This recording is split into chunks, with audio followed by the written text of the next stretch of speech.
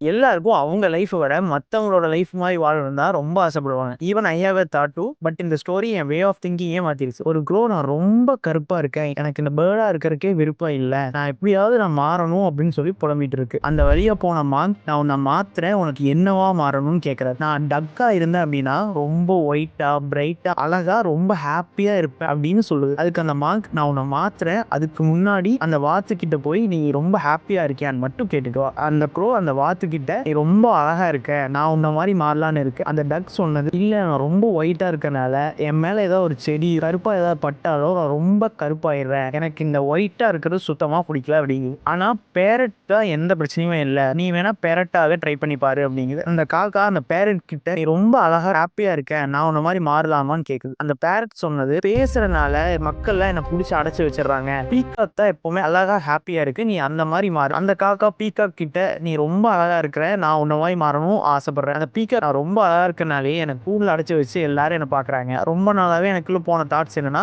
காக்காவா இருந்தா நான் ரொம்ப ஹாப்பியா இருப்பேன் அப்படின்னு சொல்லுது. அந்த காக்கா மாங்க் கிட்ட வந்து நான் என்ன மாதிரி இருந்தா மட்டும்தான் ரொம்ப ஹாப்பியா இருக்கிறேன், நான் காக்காவே இருந்துறேன். நாம ஏன் மத்தவங்க மாற ஆசைப்படணும்? அவங்க லைஃப் வாழ அவங்களே இருக்காங்க. நம்ம லைஃப் நம்ம வாழ்ந்தோம்.